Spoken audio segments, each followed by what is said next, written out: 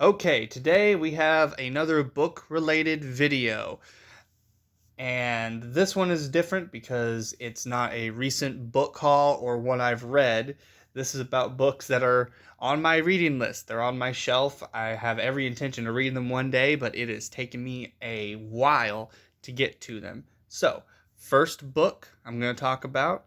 If you've watched my more recent book haul video, you might know I have quite a few books by this author, and this is one I want to read, but I have no idea when I'm going to get to it. First one is The Shining by Stephen King, one of his more popular books, very well known. Here's Johnny and all that stuff. Oh, that was so cringe, but we're going to keep it in. We're going to keep it in and keep going. But yeah, I've never read this book, obviously. I've heard a bit about the films. I've never watched them, but I've seen reviews about the adaptations, and it's definitely a story I'm going to want to read because, it's iconic. It's a classic piece of literature. This is definitely a book that, in my opinion, will probably stand the test of time out of his body of work because it already is. But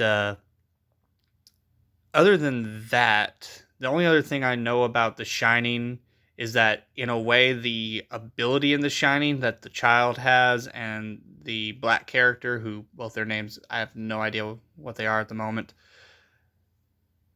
but that ability, I think, is given to Jake in the Dark Tower series. He has that shining ability. So, if you're somebody who hasn't read a lot of Stephen King, if you read the Dark Tower series, you're going to see, as the story goes on, a lot of elements from his other popular or not as popular books weaved into that series. And I personally like it. It's a really cool element. Definitely something that if I ever become a much better writer is something I would love to do.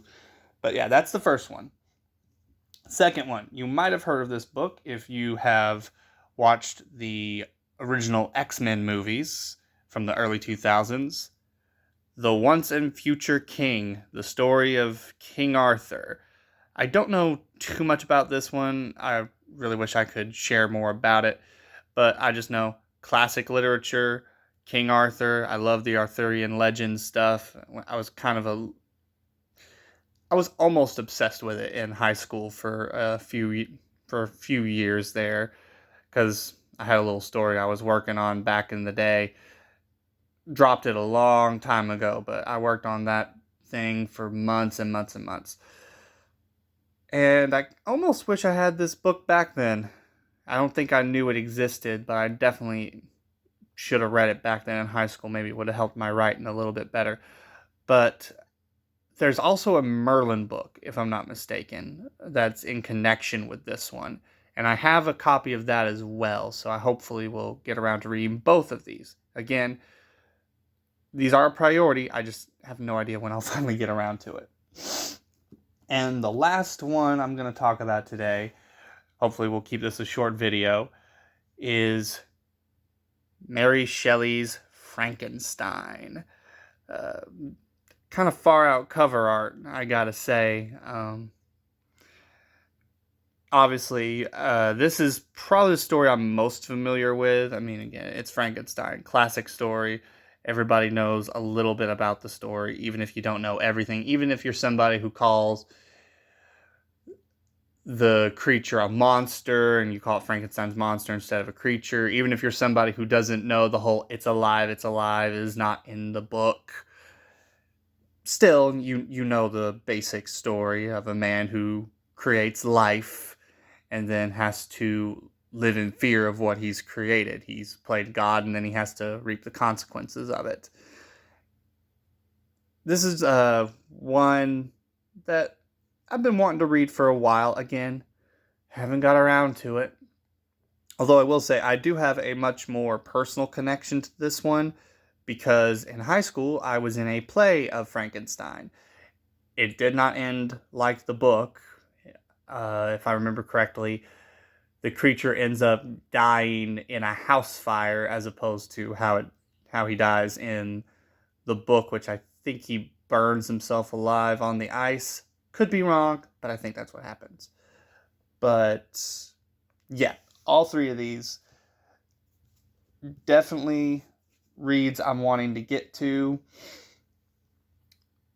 With how thick each of these books are, I have no idea how long it would take me to read them because, again, I am a slow reader. If I've not said that before, I'm saying it now. Slow reader. But, just going to go ahead and say, even though I've not read any of these, these would be a good recommendation for anybody. I mean, you got the classic literature and the more modern, but yet probably on its way to becoming a classic piece of literature. So, I'll just go ahead and ask, what y'all reading right now? What are you plan on reading? What's that one book? There we go. Here's a question for here's a little comment that can be our question for the day.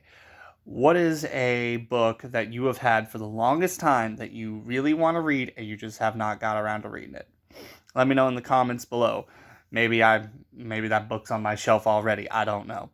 But y'all have a great day and we'll see you in the next one. God bless.